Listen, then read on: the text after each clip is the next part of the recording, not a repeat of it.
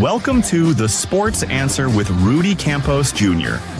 From the latest NBA news to the gridiron and beyond, we are diving deep into the headlines that matter most to you. Today's show is proudly brought to you by Salem Surround San Antonio, your local experts in digital marketing and audience connection. Before we break the huddle, do me a huge favor. Head over to YouTube and subscribe to The Answer Now TV. Don't miss a single highlight, interview, or heated debate. The clock is ticking, and the game is on. Let's go. This is Jenkins. Welcome to the Friday Drive edition of the Sports Center. It's Rudy Campos Jr. alongside my host over the most, Mr. Derek Gervin, Hall of Famer, UTSA Hall of Famer. Derek Gervin, former NBA, I'm going to say star with the New Jersey Nets. Mr. Derek Gervin here joining us again. You can catch us every single Friday here on the Sports Answer, part of Answer Now TV. Shout out to Salem Surround, proud sponsors of us here on the Sports Answer. This is the Friday Drive. We got a lot to get into. I know a lot of you guys out there and females are wondering what are Derek's thoughts on the NBA playoffs that are coming up. But before we get into any kind of playoff talk, before we get into any other NBA talk, and the reason why I'm upset that the NBA said, you know what, Luka, Cade, you're okay. You're okay. You don't need to play 65 games. You don't need to worry about that.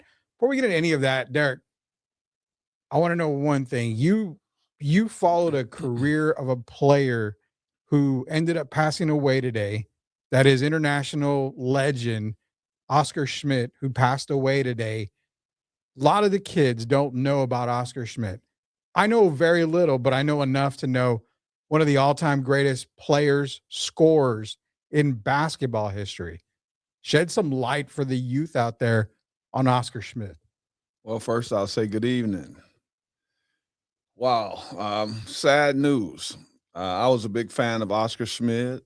A lot of people my age and maybe even in the 40s and 50-year-olds are familiar with him. Mm-hmm. We saw him become a legend in Brazil. And we saw him also play very well against the United States teams in the Olympics. And for me, this is even a sadder moment because me being a guy that played overseas for over 10 years and being known as a scorer myself, it was sad. There were four guys that I could think of, and I'm putting myself in there when we talk about overseas. Drazen Petrovic, late Draz, who was my teammate with the Nets. Rest in peace, Draz. You have Walter Serbiak, who was the only guy over there in Spain to average more points than I did. He's the father of Wally Serbiak, former Minnesota Timberwolf. Yeah. And then you have myself, and you have Oscar Schmidt. And Oscar could flat out put the ball in the basket. For me, he was a joy to watch. I'm sad for his loss, and I want to send my condolences to his family and his fans as well. And I just want to say, Oscar, you were a great one, and you will be missed. 29-year professional career, something that, let's be real, no one's going to hit 29-year professional career ever. Oscar Schmidt had a 29-year professional career, was the all-time leading scorer in basketball history until obviously, LeBron James passed him up. I still believe he holds the Olympic scoring record. I think he still holds the FIBA all-time scoring record. So, again, Oscar Schmidt, one of the greatest basketball players, one of the greatest scorers of all time, gone.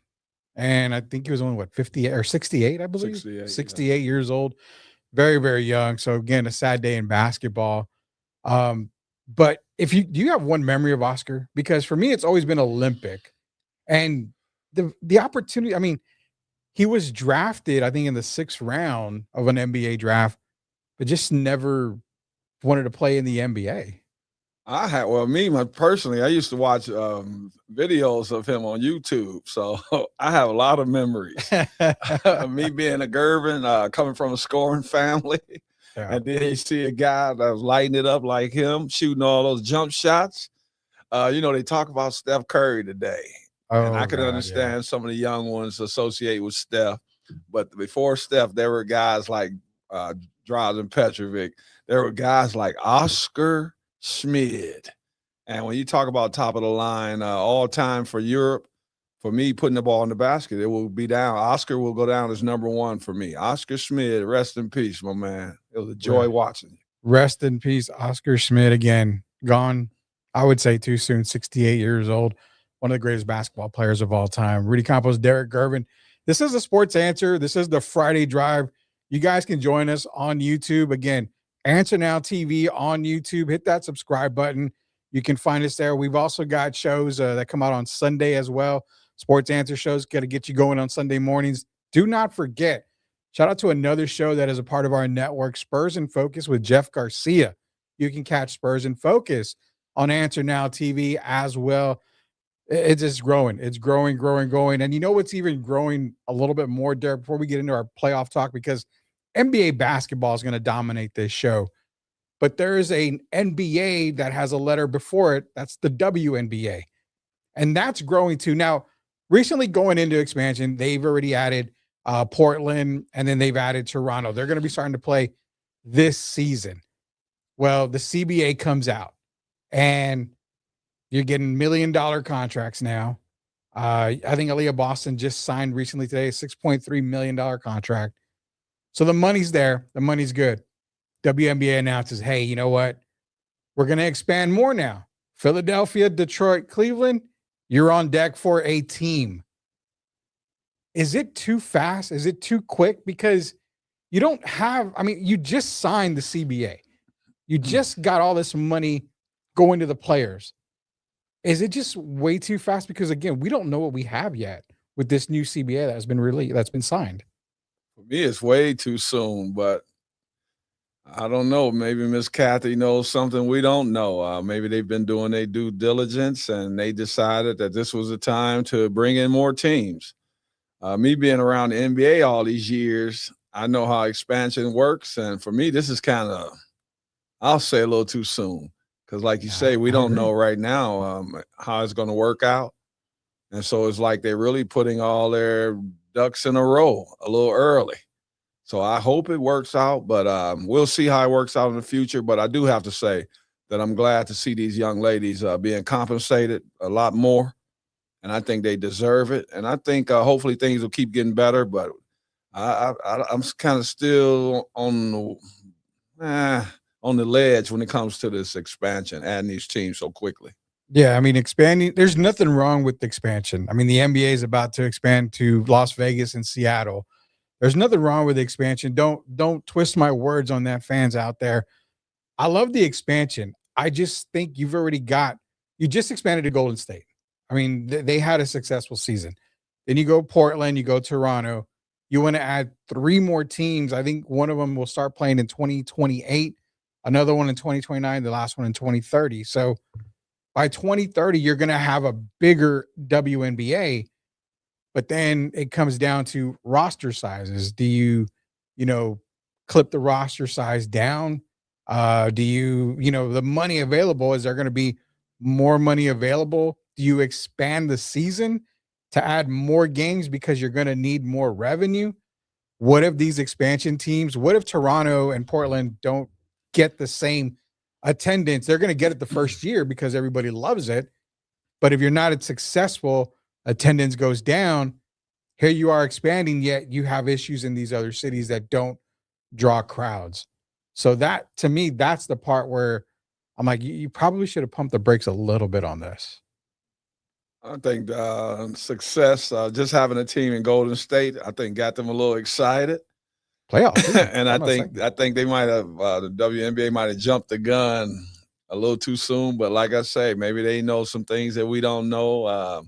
I'm sure they've had conversations. They've done their due diligence, and we'll see. I'm going to support them, and I hope it works out.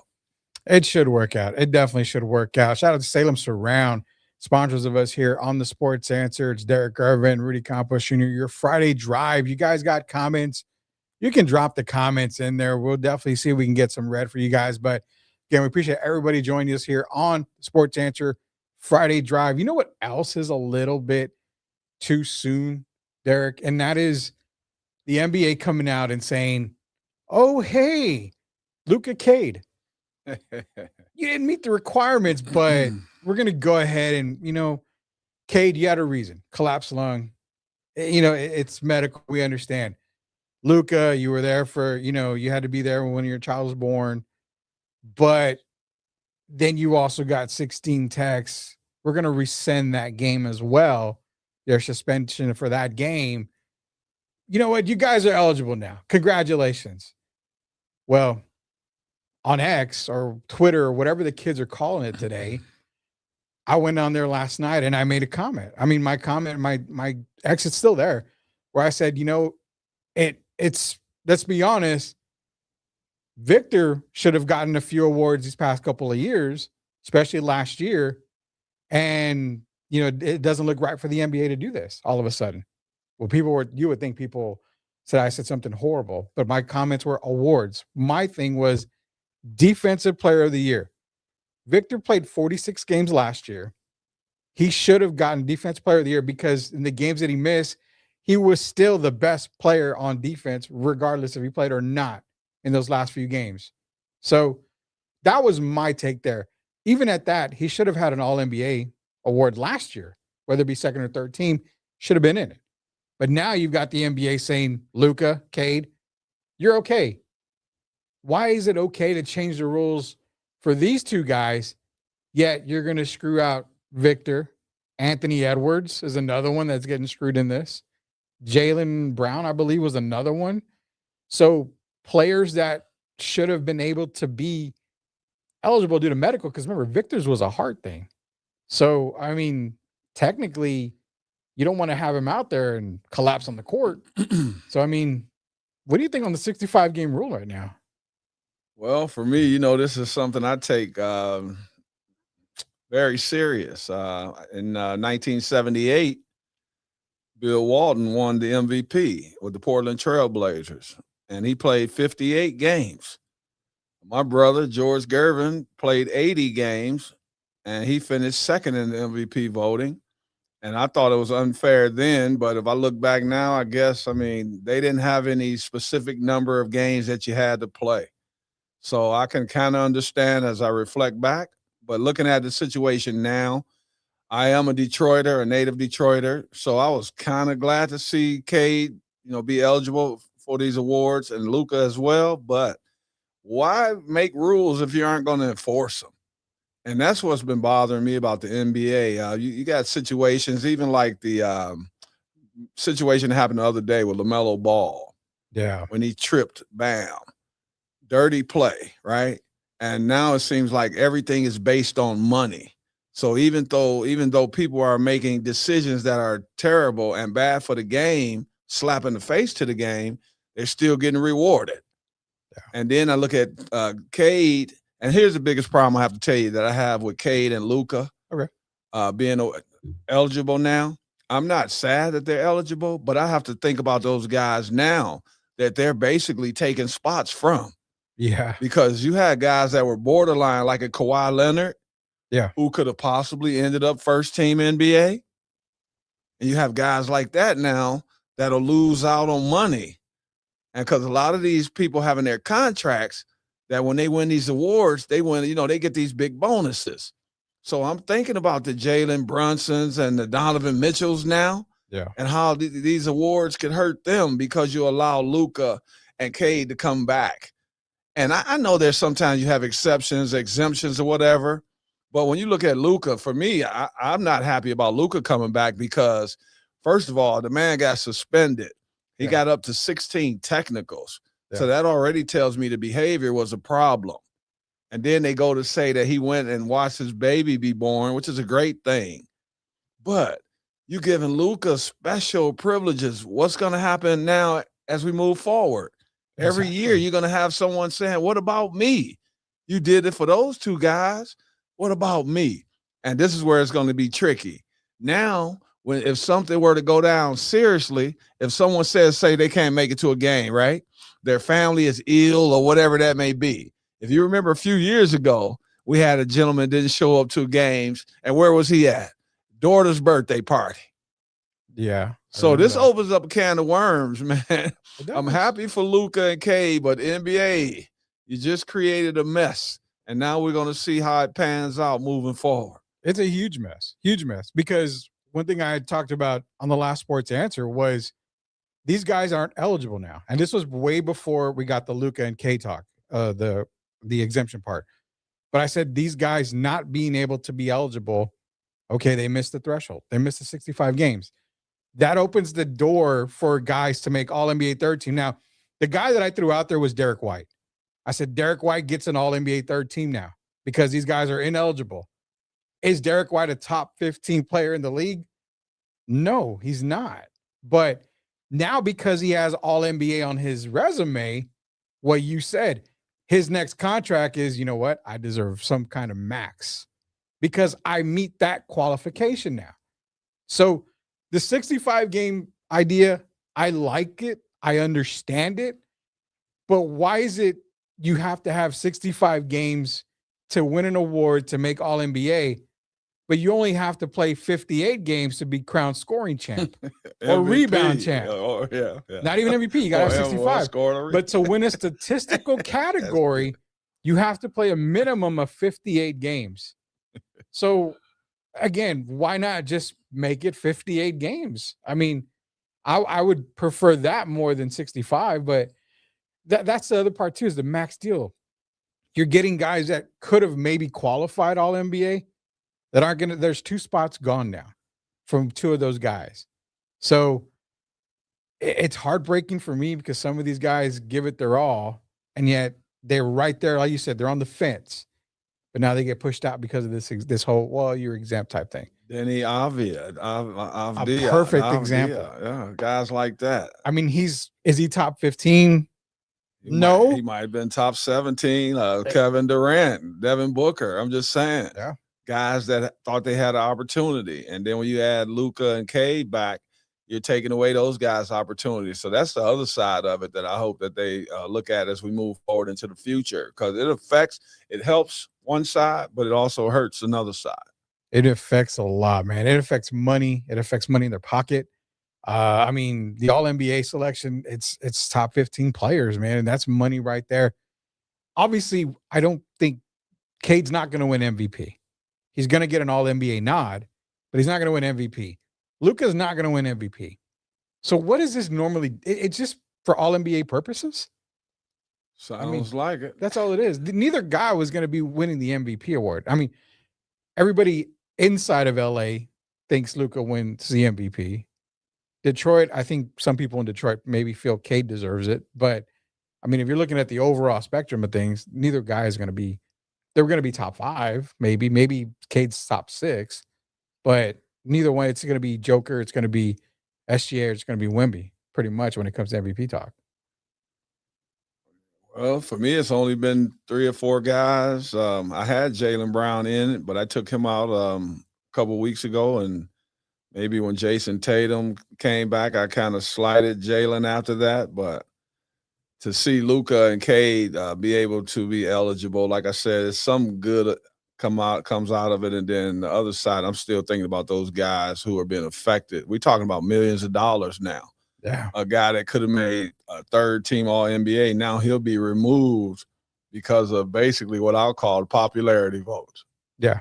The all-star kick in the groin is basically what it is when it comes to popularity votes, man. NBA talk, NBA MVP talk now. We're going to move on. Before we go to our first commercial break, after the commercial break, we're going to be doing our Spurs Cheesemas segment, very popular segment. We're going to get that after the commercial break. And we'll also get into some strictly Joker talk, and then we'll make our playoff predictions as well after the break. But before we hit a break, man, our NBA MVP race here. Shea, Victor, Nikola, and we have Luka on the graphic because he got, he's back in it now apparently. But those 3 guys, I'm going to give you mine. I want to give you, and your arms are long enough to where you can slap me across the table. I know that you can. So I want to get that slap out of the way. That way I can recover from it while you give your MVP, your final MVP take here. But you and I talked the other day, and I'm going to stick with it. I have Wemby and Joker 1-2. Either order, I don't care. To be honest, I don't care. I take off the Spurs fan hat. I make a case for Wemby. I make a case for Joker. But if I'm on the hot seat, I have Wemby 1, Joker 2. I have Shea 3, and then I have Luka 4. Now, everybody, again, probably come at me again because Shea is the best player. Shea is not the best player in the league. He plays superb offense. He's a scorer. Outside of that, what does Shea do? MVP is the most valuable player. Is Shea valuable to the Oklahoma City Thunder? Heck yeah, he is. But are they still a playoff team without him? I think they're 5th or 6th seed without him. They're definitely going to make something. Yes. Then you look at Victor. Are the Spurs a playoff team without Victor? Fringe playoff. They're more play-in team without Victor, but they're not a true playoff team like Victor. But then you take Joker out. Joker, the Nuggets are more than likely at best 9th or 10th seed in the play-in. And if not, they're definitely lottery bound. So value of the MVP award goes to Joker. But my final rankings, I've got Wemby only because of the dominance the Spurs have had and the way they dominated OKC as well. I have to give him, I have to overlook that. I would look at that as well. Then I have Joker because he, to me, is a true MVP. And then I have SGA after that. What do you got for yours? Well, I believe the NBA is going to pick Shea as the MVP. And I have them going by their criteria and all that right now. I have Shea, and then I have Jokic second, and then I have Victor, and then I have Jaylen Brown over Luka. Yeah, because, I would definitely do that. And so, but here's the thing with me. I'm here in San Antonio. I love Victor. Think he's had a spectacular season. And I love Shea. I'm a big fan of Shea's. But when I look at it, we're talking about most valuable player, not best player. And you said that clearly, most valuable. Yeah. If you take Victor off of the Spurs, I still say they have a chance to be a 5th, 6th seed because you have guys like Dylan Harper, Stephen Castle, Devin Vassell. All these guys are continuing to get better. Keldon Johnson, who really should be in the 6th Man of the Year award voting. So you got guys like that. You go to OKC without Shea, they still play well. I still think if you got a healthy Jalen Williams, you got Isaiah Joe, all these guys, AJ Mitchell, Kason, I can go on and on, Hardenstein. McCain? Yes. So I think, Jared McCain. So if you take Shea off, I still think they're a pretty good team. Yeah. Now, I go to Denver. And you and I talked about this last night. Yeah. If you take Jokic off of the Denver Nuggets, who's one of my favorite teams, a team that won the championship, 3 years ago? Yeah. You take Jokic off of there, you, myself, Shemaiah, and 2 more guys we're going to go find about 6'8" in San Antonio.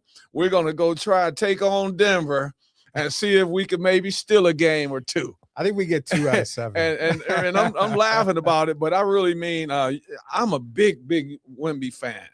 And it's sad to me that he's been penalized, I really think, because of the 29 minutes a game. Yeah. But Jokic, man, he's I told you before we came on the air, if Jokic even gets them to the conference finals, he goes into my all-time top 10. And it's not often that I change my votes of the players that I've picked because I'm still old school. I still believe in the Bill Russells and the Wilt Chamberlains. So I would not all of a sudden act like those guys are obsolete. Yeah. But Jokic, I told you, when you could go look at the guy's stats, and we're wondering, this is you, myself, Shemaiah, whoever it may be. Okay, he got 25 points. Now let me move to the next category. How many rebounds? Oh, boy, he got 18 rebounds. And then I have to go look at the third category. We're talking about a center. Oh, this guy, 28 points, 18 rebounds, 17 assists. And he's doing that consistently. I don't even care about the wins and losses. And then, some people are going to say, what about Russell Westbrook?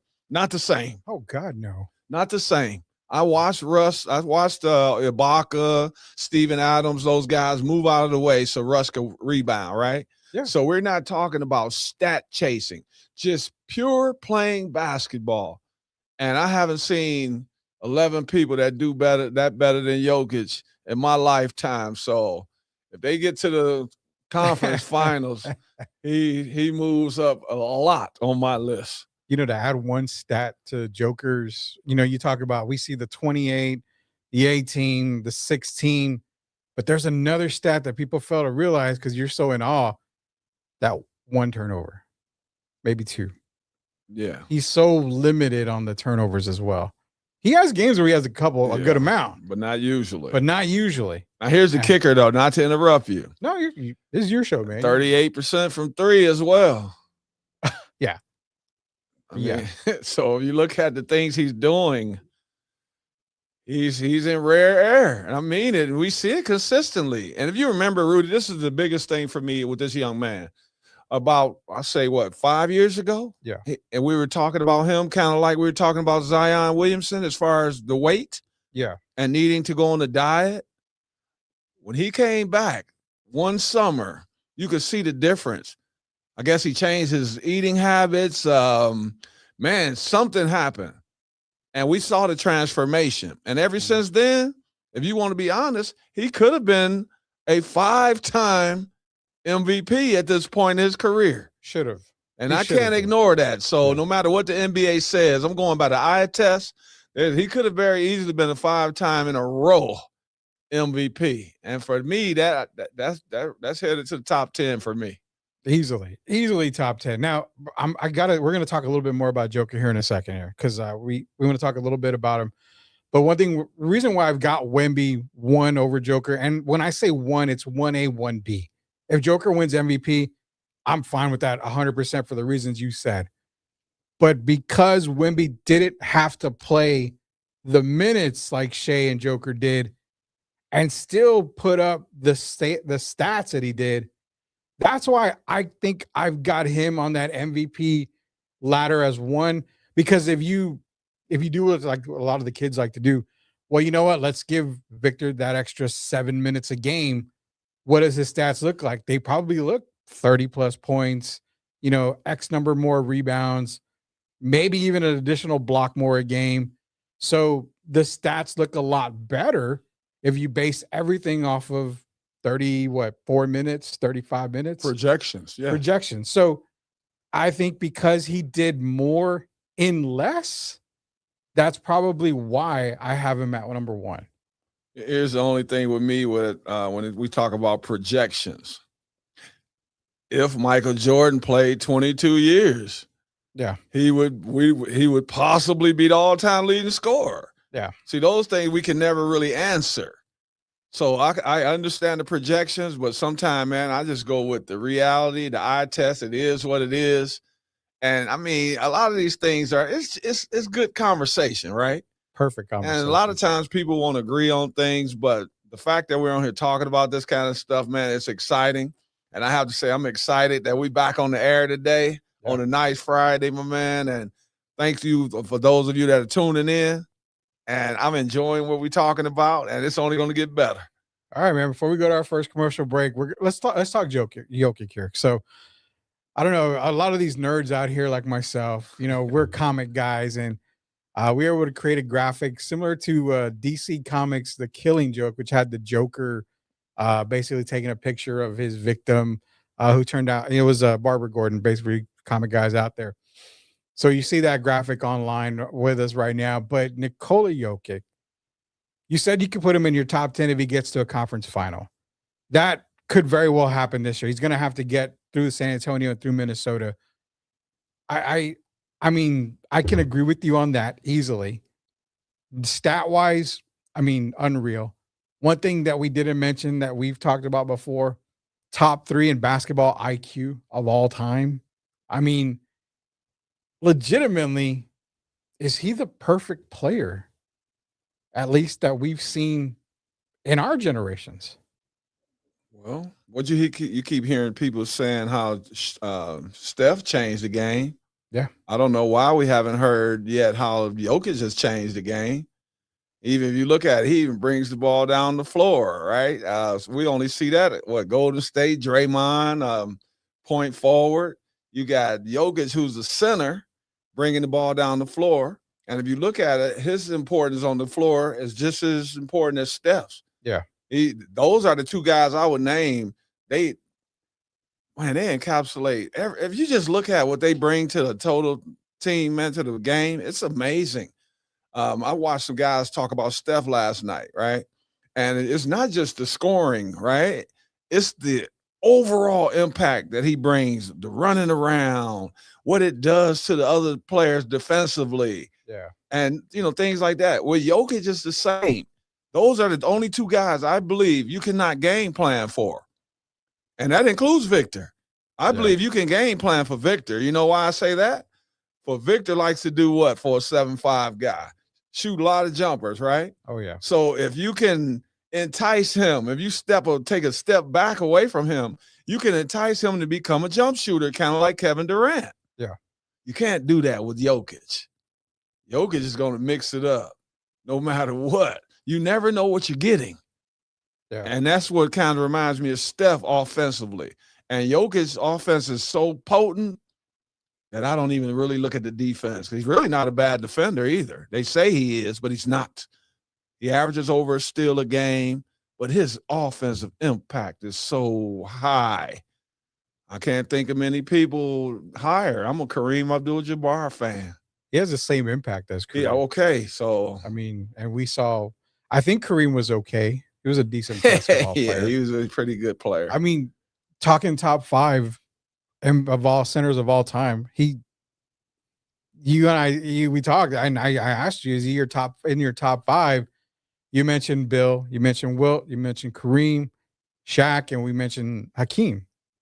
Now, Nikola, does he push any of those guys down? And the one guy I hear a lot about too is Bill Russell. But I'm like, you can't really knock Bill down because, okay, yeah, he was one of the tallest players in his time, most dominant player. You can't fault a guy for playing in a certain era of any sport. It doesn't work like that. But if there's one guy you could probably move down, would it have to be Dream? We talked about that before we came on the air. But now we got to put it out there because they want to know what we talked about. I cannot take Bill Russell out of there because that's like me. You have to respect what he did. And I hear people say he played against plumbers and all that. I don't know how those people know because most of them weren't even born. So I have no clue how they think they know who he played against. JJ Redick wasn't born. Yeah, so he didn't know. So it's kind of the reason I say that is because what are they going to say 40 years from now that Victor was 7'5" and being guarded by 6'6" guys? I'm just saying. Yeah. So this era here, I know they try to promote the people in their era right now, but what are y'all going to say 40 years ago? 40 years from now? You're going to say the same thing about Victor? Is he going to be penalized? So I can't penalize Bill Russell. They won 11 championships. Yeah. He played against some guys by the name of Nate Thurman, Wilt Chamberlain. So he wasn't really playing against plumbers like some people may say that he was. So I'm just looking at it now, and you look at Jokic, man, what offensively, what doesn't he do? Passes, he rebounds, he scores. There's only two people I can think about right now that people say he had no weakness. A lot of people that played against Michael Jordan said he had no weakness, right? Yeah. Only other one I could say would be who? Nikola Jokic. Today, I'm still trying to figure out what is his weakness. He can handle the ball for a big guy. He knows how to pass the ball. Yeah, he can shoot the ball. He sets screens. I mean, what doesn't he do? I have not seen as complete a player offensively in a long time, if ever. So, man, I guess before we go to our commercial break, we got to get one in here. But the way you're talking about him makes me ask you again this one question that we've talked about on past shows. Does he ultimately have the opportunity to be the GOAT? Averaging a triple-double more times than anybody has ever had. If he ended his career averaging a triple-double, say he gets 2 more titles, he gets 2 more MVPs, where does that put him up there? 2 more titles and 2 more MVPs. So 2 more MVPs will get him 5? 5 MVPs, 3 titles, and he 3 finals MVPs. He has a career average of a triple-double. Ends his career averaging a triple-double. Not just a triple-double, high triple-double. Extremely high. 2 more rings. 2 more rings. Because let's be real, in this era of basketball, it's a little hard to get a ton of rings the way, three-peats, Yeah. three-peat. It's going to be super hard. If you give him 3 rings, if he wins 3 rings, I got a list right here. Look, 'cause remember, I got Jordan and Kareem, or Kareem and Jordan. Sorry, Kareem, in either order, right? And I'm not going to disrespect Kareem. But, oh, man, I have to have Kareem / Jordan / Jokic. I'm just he's in rare air, man.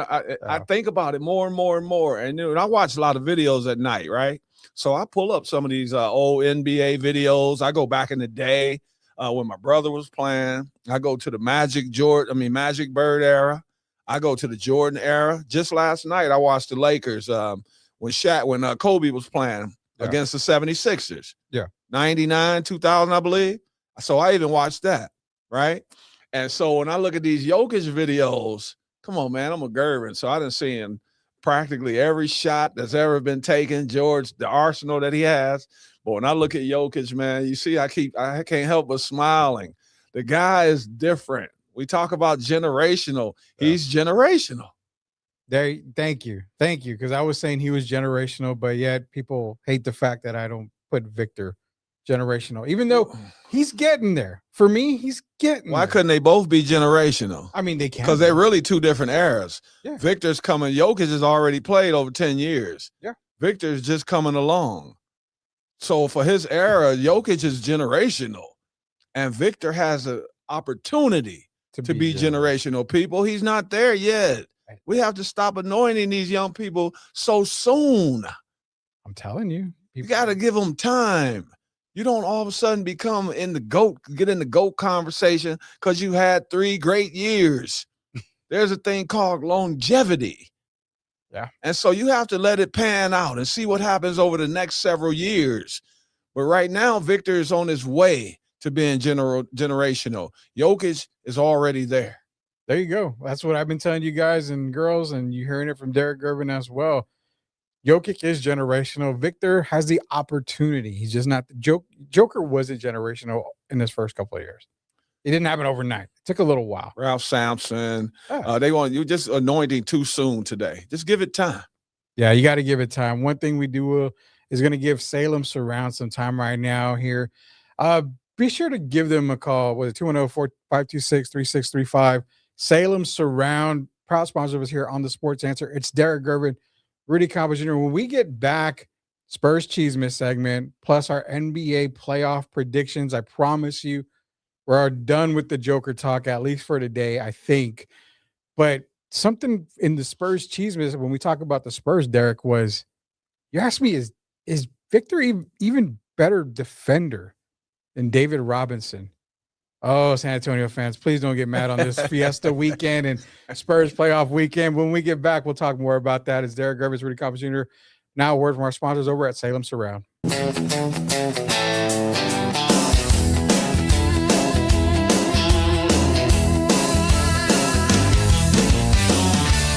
You've been watching The Sports Answer, brought to you by Salem Surround. Salem Surround is proud to be San Antonio's premier digital marketing agency, offering a wide array of services like digital audio, email marketing, online reputation management, SEO, social marketing, and more. Visit salemsurround.com, San Antonio, and stay in the game.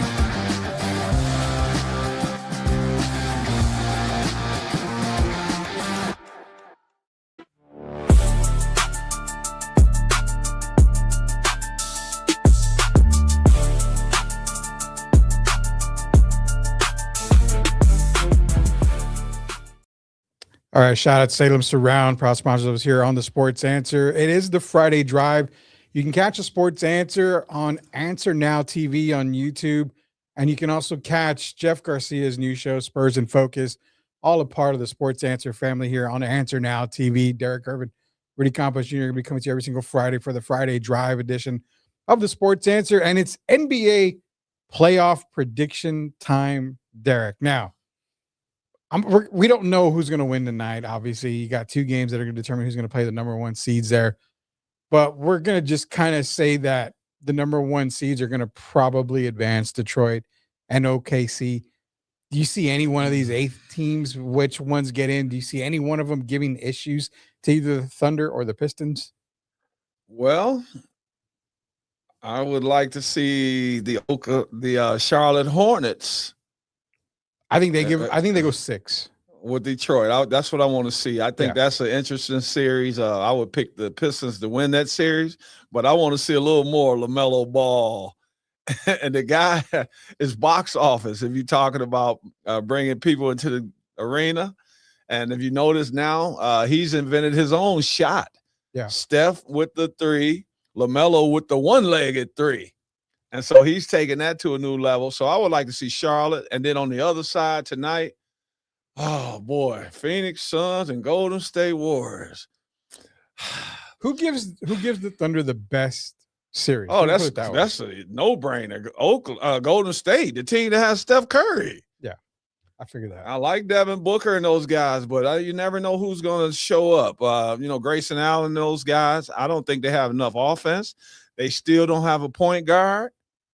So I want to see Golden State and OKC. I actually think that wouldn't be a sweep, like many people would probably call it. No. I think Steph Curry steals a game.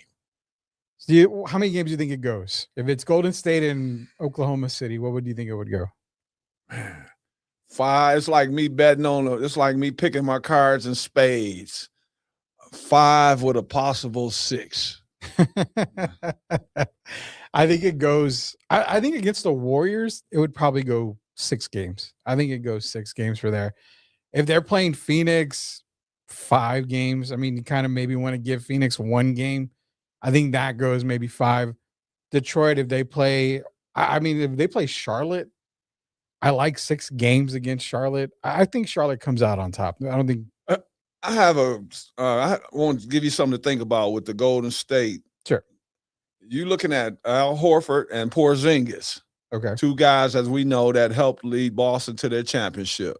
Yeah. So you have to have something to nullify, or not even nullify, just kind of limit a little bit Isaiah Hartenstein and Chet Holmgren. Okay.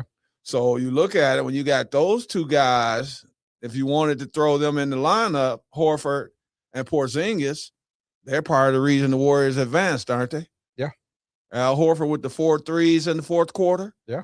Porzingis had 25. So if you can get that kind of production from them, and then you got Steph Curry, as Stephen A. Smith says, the greatest shooter that God has ever created, and then you got Draymond Green, the question is, how would they guard Shai Gilgeous-Alexander? If they come up with a good game plan for Shai, that gives Golden State a chance.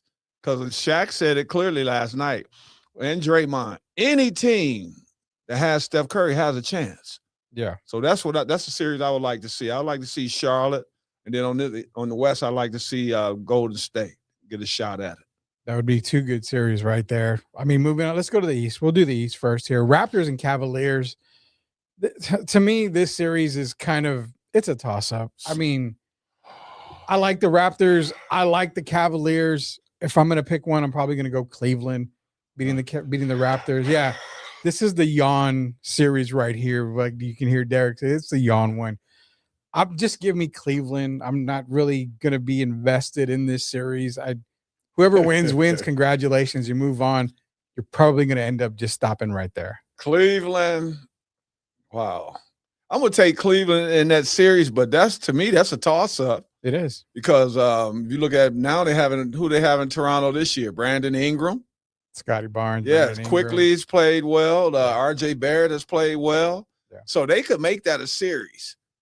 I don't think they'll win the series, but I could see that being a good series. But I'm going to take Cleveland in 6. I think I'm going to take Cleveland in 5. I'll take Cleveland in 5. So you believe in James Harden that much? No, I don't believe in James Harden that much until he shows me otherwise. And Donovan Mitchell's played well, but we've seen Jared Allen have some moments where he's disappeared. Yeah, we've seen Evan Mobley have some injury problems this year, so he's been in and out of the lineup. Those are the things I'm factoring in when I say I give Toronto a chance. I don't think they win the series, but I can see it going 6. And it could go either way, but I'll give Cleveland a slight edge. If the Raptors win the series, I'll be okay with it. I mean, it's not going to make or break me out. Like I said, it's a yawn series. I mean, whoever comes out, great. And maybe this gives James Harden a little bit of confidence because he plays decent against a Raptors team. But after that, whoever they face, it's going to end right there. 76ers and Celtics is very, very interesting. It is very interesting because the 76ers, when healthy, again, when healthy, could potentially be the best team in the East. I'm just gonna say it. Not a lot of media people out there, national guys are saying that, but when healthy, this Sixers team could be the best team in the East. When your fourth best player and option is Edgecombe, is it Edgecombe? Yeah, Edgecombe. Then you're like, wow, okay, hold up. VJ Edgecombe is my fourth best player. Or Paul George, however you want to look or at it. even Paul George. I mean, playoff P. I mean, he's coming back here. But against the Celtics, do you give the Sixers a fighting chance? Because Tatum's just getting back, and Jalen's playing MVP level basketball. But again, for me, it feels like the Celtics will win the series. But I have a little bit of stomach pain thinking about it because I feel like if Philly gets hot, this could really go one way. Well, for me, the key is, and it's a hard one to answer for me because the key is Joel Embiid's health. Yeah. And I know he had appendicitis, but I hear he's been cleared to play. Yeah. And so far, he's chosen not to play. So if he has a change of heart and he can come back and play, if you got an 80% Joel Embiid playing against Keita instead of Horford and Porzingis, yeah, that gives Philly a chance. So I'm high on Boston.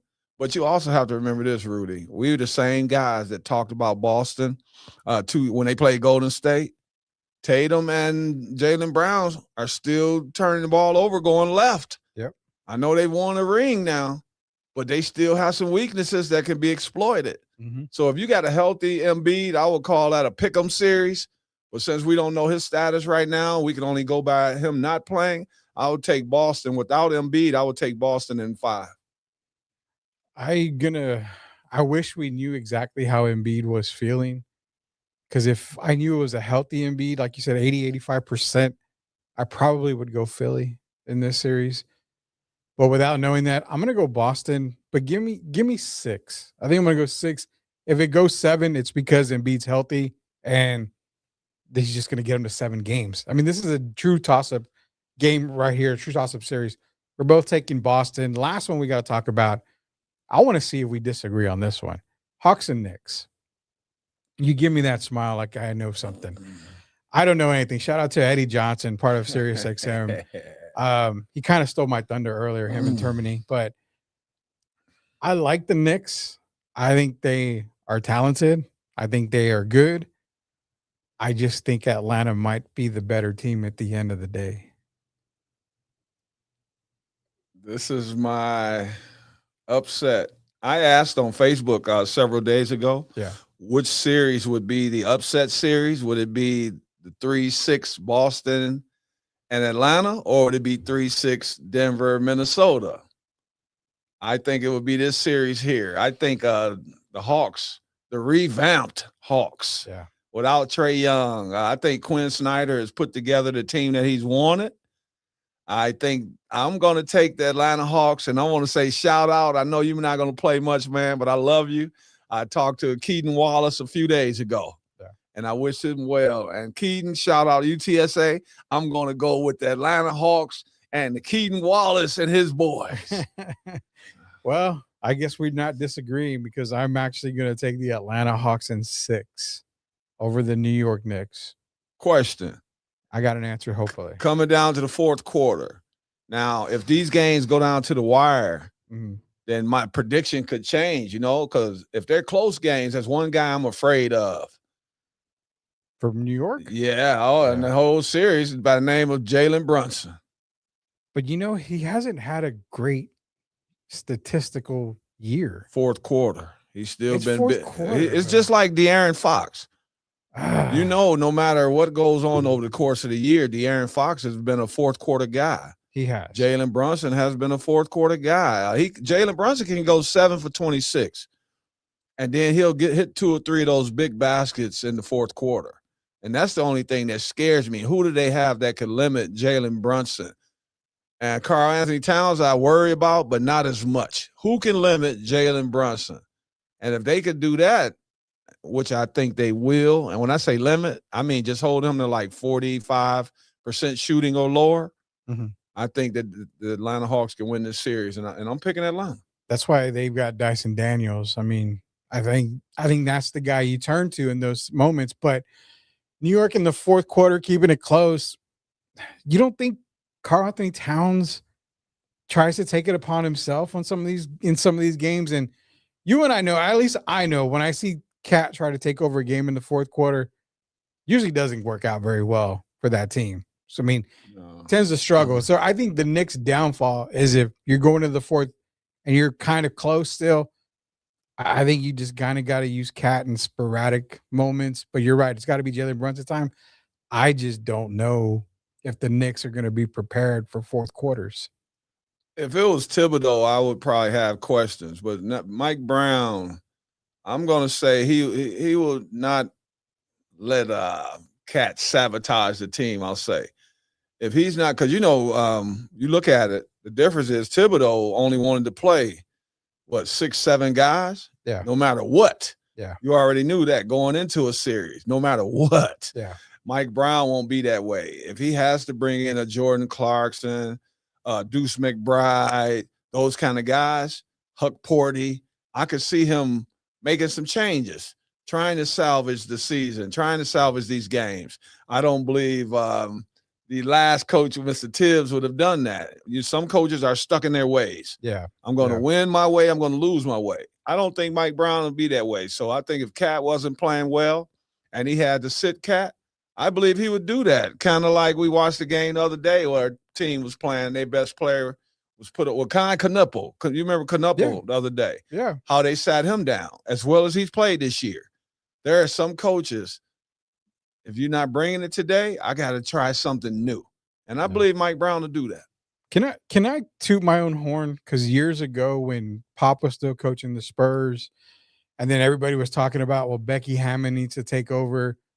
I had one guy circled and I went on an old podcast with Jeff and then I even mentioned to you about it. I said, Charles Lee should be at the top of the list for San Antonio.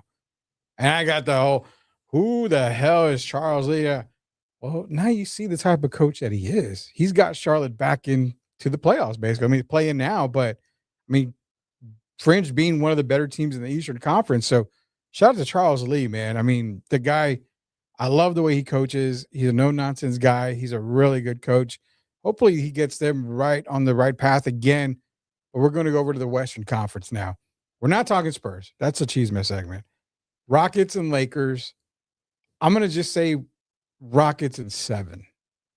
This is similar to the Philadelphia situation. Yeah. Is Luka going to be back playing? I know he supposedly came back from overseas. And so now the question is he going to be able to suit up and play? If Luka can play, it's a different series, even though Austin Reeves is out. I think with Luka and LeBron, over a 7-game series, they could beat Houston with just Luka and LeBron. But I don't know if Luka's coming back. Because remember now, it's the groin, right? Yeah. We know how that can be. Yeah. So I think it's just fodder for the news and Luka came back and all that. I think Luka's going to be back as a spectator. I'm taking the Rockets. As much as I don't like the Rockets, I'm taking them to come out of the first round and beat the Lakers. I got the Rockets beating the Lakers. I got them in 7, but I think the series of all series is Minnesota-Denver. This is the series that I'll say right now. I told you, I'm gonna tell everybody else, if Denver makes it to the finals, and if they win the title this year, I have to put that up there with one of the greatest NBA title runs in a playoff that I could imagine. I could ever. Man, that goes past Dirks because Dirks was terrific. But this Denver team, when you talk a gauntlet, I expect this series to go 7. If they win and play the Spurs, I expect that to go 7. If they beat the Spurs and they go against OKC, I expect that to go 7. So we're talking maybe minimum 20 games before you get into the NBA Finals. They would have played a quarter of a season just in 3 rounds of NBA playoff basketball. What kind of series is this going to be for you? Exciting.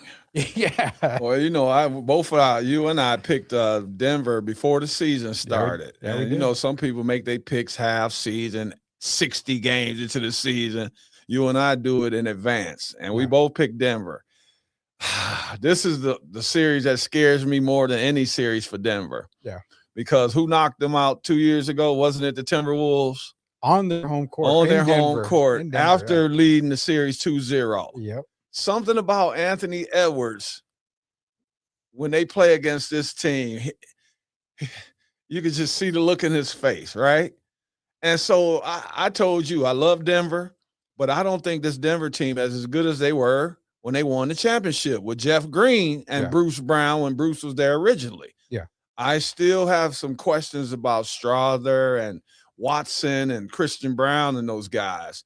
And I'm happy they brought in Valanciunas. That was a big help, but I still have questions. If Jamal Murray is not playing at a 27, 28 point a game clip, what kind of team are they? If Aaron Gordon is not at least 80%, we know what Aaron Gordon brings to the team. Yeah. A lot of people think it's Murray and Jokic. I'm a guy that's always thought it was Jokic and Gordon first. Yeah. And then Murray. So we have to see. But right now, I'm going to take the the Nuggets. Whew, boy. I'm going to say 6 games, and they avoid the 7th game because Jokic knows he has to get 50, 16 rebounds, and 18 assists for them to avoid game 7. So I'm going to take the Nuggets. I'm taking the Nuggets. I'm taking them in 7. Unfortunately, I'm giving them 7 games. I'm taking the Nuggets. And again, like you mentioned, we both picked the Nuggets at the beginning of the season. I'm not going to stray away from that. I'm still taking them.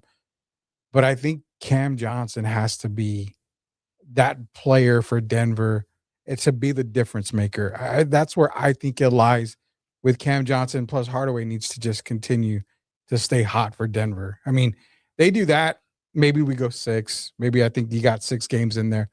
But nonetheless, it's got to be 7 games. I can't see any way around it. And then you go and you play San Antonio. If they beat the Trailblazers, that's another 7-game series, I think, because both of them, Denver and the Spurs, when healthy, are the 2 most deep teams in the NBA, in my opinion, right now. I think you can go 10. Denver and the Spurs? Yeah. I think you can go 10. What about OKC? OKC, you can. But there's something about OKC, and I've told you before, I don't have a good feeling about OKC. It just feels different. They won 64, but it doesn't feel like the dominant year that they had last year. Now, doesn't seem as dominant. They started off, 24-1? They sure did. They ended the season 20-1. Yeah. That sounds like pure domination to me. I still believe in the Spurs. OKC, I still got to make them the favorite. I mean, until someone proves otherwise. Oh, yeah. And it sounds like, so Cam Johnson, you're calling Cam Johnson the Denver Nuggets Mikal Bridges.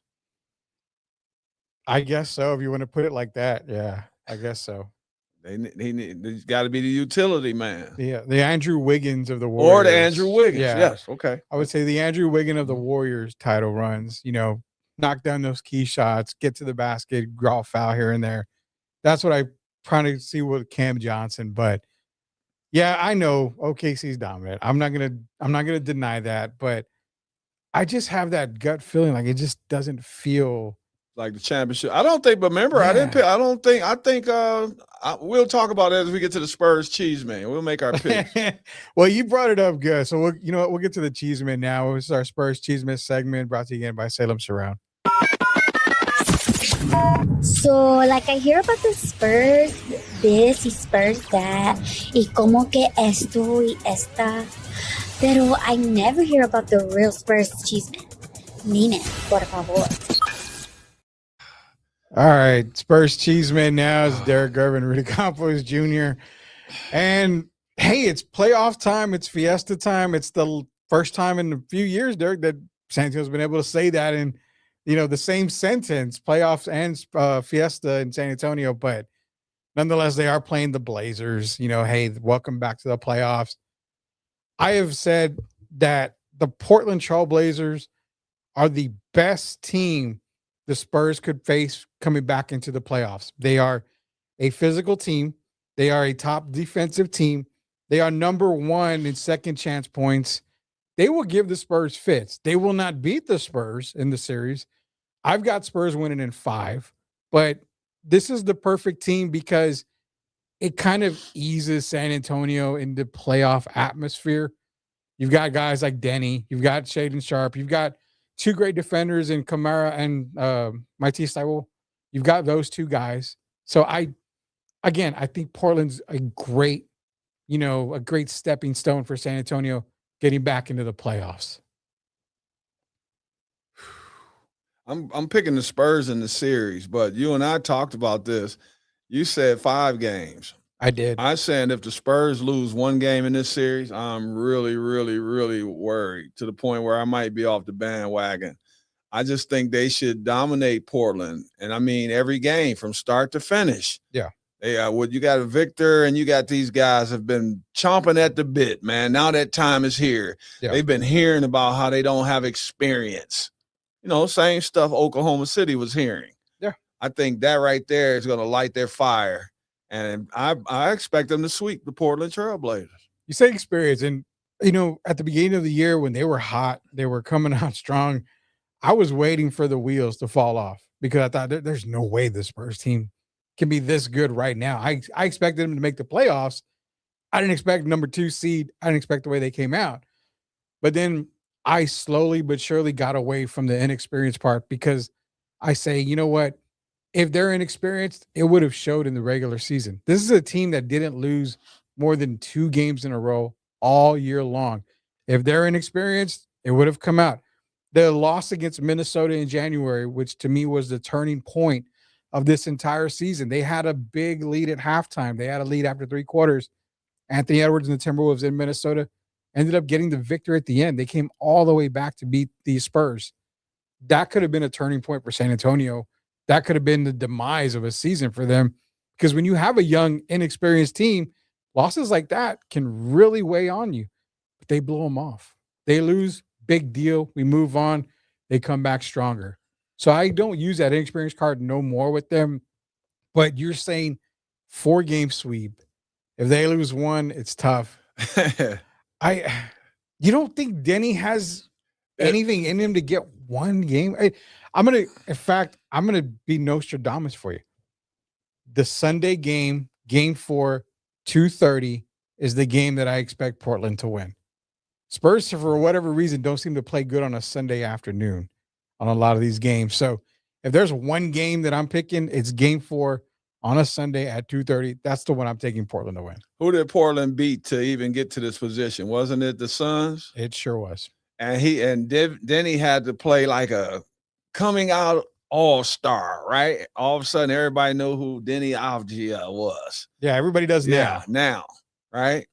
And they barely beat the Phoenix Suns. Yeah. With no point guard, the Phoenix Suns, that team. So now you're playing a team that has a variety, a plethora of things they could throw at you.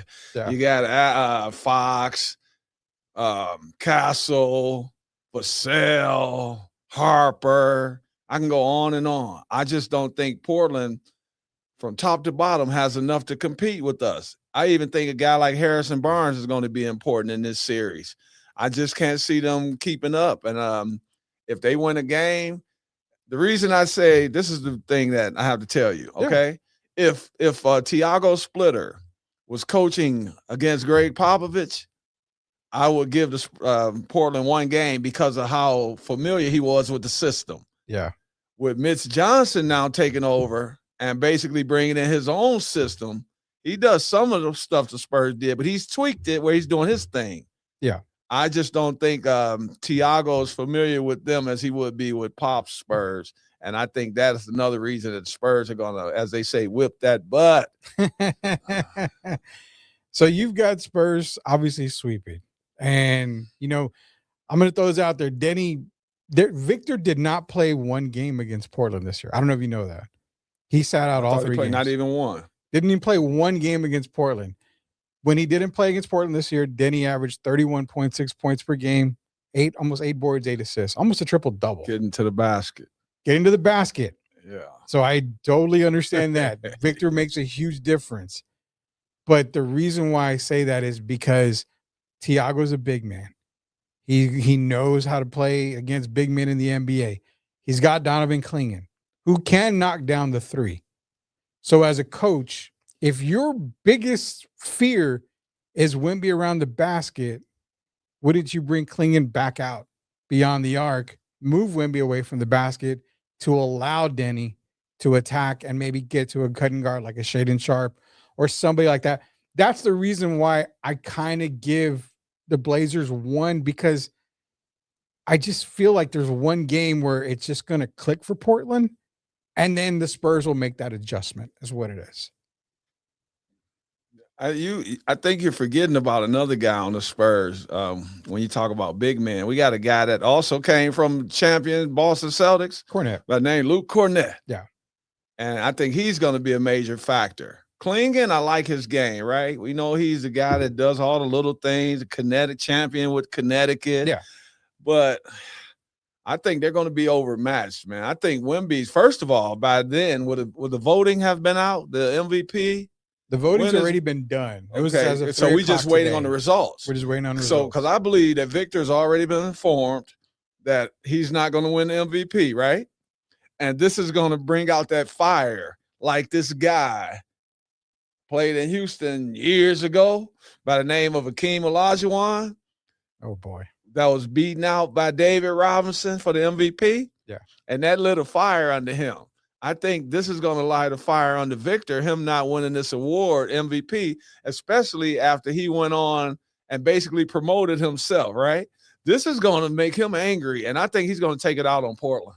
Probably takes it out on the rest of the league in the playoffs is what we're probably thinking. You got 4, I got 5. I guess I'm being nice to Portland, but, you know, I got to give them They're capable of 1. I just don't see it, but they're capable. I don't want to put any money or anything on it. We're not betting on any type of series, that's for sure. Because I'm the more you're telling me, the more I'm fearing that my 5-game prediction, they may be over in 3 games. Poor Chauncey Billups, man. I hate to see it. Chauncey Billups. Every time I see Portland, all I think about. But we move forward, and here we go. Yeah, we do, man. You mentioned about Victor, and we're not gonna upset Fiesta San Antonio right now. Well, maybe we will. You asked me clearly, is Victor even the best defender the Spurs have ever had? And I've consistently said no, I have not. Victor Wembanyama, for everything he's averaging block-wise and the turn away baskets, yada yada. Go back to the rookie season. I remember arguing with a lot of people on social media. Victor is generational. Victor's putting up these stats. But I said, look up David's rookie stats. Other than 3-point shooting, David beat Victor in every stat, every category, including blocks. So to this day, I still don't have Victor as a better defender as David. Not yet, but I still don't have him as a better defender. Coming from an NBA player and a guy that's played the game, am I right or wrong? I don't have him as a better defender either. And if you remember Tim Duncan's rookie year, I was practicing with the Spurs, during the week. And so I've been on the floor with both of those guys, and they also had Will Perdue at the time. Yeah. Okay, so earlier you and I, before we came on the air, I brought up this conversation about David Robinson, right? Yeah. But here's the thing, one person I left out when we talked about the better defensive player. I mentioned Dave, but what about that guy number 21, who's a 15-time all-defensive player? So the difference to me is I think Victor, he's pretty athletic, right? But I think Dave is more athletic. And I think Dave could cover more ground defensively. Mm-hmm. Victor is a good guy that, sometimes he come over and helps, but you see Victor get scored on a lot. Yeah. I've seen him get scored on when guys muscle him to the basket. I've seen him get scored on a lot easier than David Robinson. Yeah. And I know some people still remember the Olajuwon situation when he won the MVP. He got the best of Dave that series. But overall in their career, it was pretty much even. And so a lot of people don't realize David Robinson was a freak of nature. The guy used to be first in the sprints. He could walk on his hands from one end of the floor to the other. Yeah. Just a freak of nature. And Victor has a long way to go. He's on his way, but he has a long way to go to replace a David Robinson or Tim Duncan defensively. I didn't say Rudy Gobert. I said David Robinson or Tim Duncan. Yeah. Be honest, man. No one was stopping Olajuwon that year in the playoffs. They're as great as David as was a defender. Nobody was stopping the dream. No one. That guy was on a massive mission. He wanted to put the league on notice. He sure did. So I agree. I mean, yeah, Timmy still a better defender than Victor. And again, it's not like we're crapping on Victor. No, Victor's the defensive player of the year this year. He should be 3-time defensive player of the year. I mean, there hasn't been a year he should not have lost that award. But when it comes down to it, I mean, defensively, yeah. I mean, I still have him third. Victor hasn't learned how to move offensive players off of their favorite spots yet. Yeah. And see, those are the little things you learn as you get more experience in the league. Tim and Dave knew how to let guys, even if it's 3 or 4 inches away from where they prefer to catch the ball, or Shaquille O'Neal a foot or 2 away from where he prefers to catch it. Those are the things that separate Dave and Tim for me right now. Yeah. Victor has a chance to learn that as he goes, but that takes years. And those two guys, they got it down. And I'm hoping Victor can get it down once again. He's on the right path, people. We're not beating up Victor. No. But you have to go by reality, what is right now. And that's what I'm doing. You give the Spurs any shot at winning the title before we go this year? Any shot? Are you kidding me? Yes, I give them a big shot. I think they're the only team could beat OKC. But the question is, could they beat Denver? Yeah, I give the Spurs a big chance. I think they're legit. So do you think the NBA title comes down to a Denver Spurs series?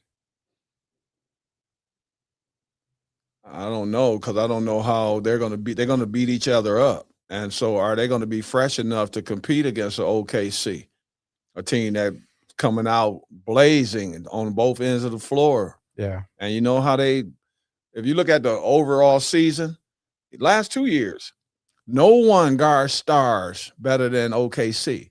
Yeah. They even limited Jokic, I believe, to 9 field goal attempts or 7 field goal attempts, something crazy like that. Yeah. No other team has played like that. So that alone tells me that Denver, OKC is going to be tough to beat. But I got the Spurs. I'm wearing my black today, man. Let's go Spurs. All right, man. That is our NBA talk for today. Oh, you know what? Before we go, let's make our prediction right now. What's your NBA final going to be? Wow. I have to pick. My NBA finals is going to be – oh, you're making me do this. It's going to be the Detroit. We can't leave until we do it. It's going to be the Detroit Pistons and the San Antonio Spurs. Oh, we're going back to the old day here. my hometown and my home now. I'm picking the Spurs, and yeah, that's where I'm going. Spurs. Let's go. I can't, like I've said before many times, I can't take a team away for that I picked at the beginning of the season. So I've got to take Denver in my NBA finals in the Western Conference. Eastern Conference, you know what? I probably will say Detroit. I think they've been the best team all year. Cade's coming back. He's back already. I think Detroit gets it done. They have enough. Again, Philly healthy. They're probably the better team. I think Boston, it's Jalen, it's Jason Tatum. But again, we don't really know exactly what we're getting in Boston. The Knicks aren't even going to get out of the first round, according to you and I. I think Detroit is the last team that's talented enough to get to the finals. So give me Denver, Detroit. My pick was based on who I want to win, because you and I both made our picks before the year. Yeah. And so I'm not the type of guy that's going to go back on my pick. I want to see the Spurs, Detroit. It could happen. But as you know, you and I both picked Denver to win it before the season. And I believe that's going to happen, but I would love to see it not happen, to see the Spurs and the Pistons. Even if the Pistons don't make it, my hometown, I want to see the Spurs have an opportunity, and then my Pistons can go for it next year. I just want to see the Denver win it to get Jokic closer to your top 10. they win, he definitely goes. He won't be close. If they win, you could already mark it down on my list. He'll be in the top 5. Ooh. All right, come on, Denver. Let's do this the way Denver, because the Spurs are going to be title. They're going to win tons of titles, I think, in the next few years. They're going to be title contenders no matter what. But to get Jokic in your top 10, that would probably be. Now I got, before we get off the air. So you do you think the Spurs can win multiple championships? With the current lineup that they have, the core guys, I'll go on record and say I see possibly 3.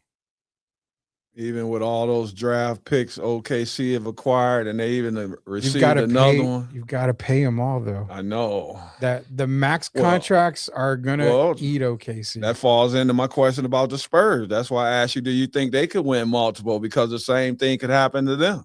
Because you're going to have max deals for Castle, Wemby, and Harper. By the time OKC, they're going to have Shea. Because, De'Aaron Fox is still going to be, he still has a max deal now, but I think coming up again, I don't know if he gets that max deal. So that frees up a guy like Harper to get his. Where OKC, you're going to max out SGA for a while, obviously. You're going to max out Chet. Jalen Williams may be the guy that gets removed because he may not get a max deal. He may want to go play somewhere else. So that would help OKC. But if they got all these draft picks and they're getting all these top talent, they're either going to stay and max them or they're going to get rid of them because you can't pay them. So I think the Spurs are in better situation than OKC long term. That's the reason why I have them. Didn't they already max Chet? If they did, he's going to get another one. I think they maxed him. Yeah, he'll get another one. So, you're maxing 2 guys for a while. But here's the thing, too. I think Victor is in the same category of Tim. Not play, thought process. Tim could gotten more money than he could have wanted, but for the sake of the Spurs, he went into the Tom Brady category. I will give up money to make sure guys like Manu, Tony, everybody around me are here with me for the long term. I think Victor's that type of player. So I think he already shows his character, and that's why I think the Spurs, I'd give him 4 titles maybe in this little dynasty they're going to be having.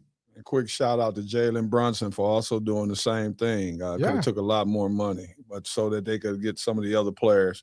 So shout out to Jalen Brunson as well. Yeah, that's the way I feel on that too, man. It's been a long drive home. I'm sure everybody's at home already eating dinner right now. So appreciate everybody that's joined us here for the Sports Answer, the Friday Drive. You'll be catching myself and Derek Irvin on Fridays here in studio for Answer Now TV. Shout out to Salem Surround, 210-526-3635. Proud sponsors of us here at the Sports Answer. Playoff basketball, man. It starts tomorrow. It's going to be fun. You're going to catch me on Sunday as well for another Sports Answer, talking more playoff basketball. Also catch Jeff Garcia and Spurs in Focus, all a part of Answer Now TV. Hit that subscribe button so you are not left out. So for Derek Gerben, for the man behind the scenes, SOTB, it's Rudy Campos Jr. When you have those burning sports questions, we have the Sports Answer. See you guys later. You've been watching the Sports Answer, brought to you by Salem Surround.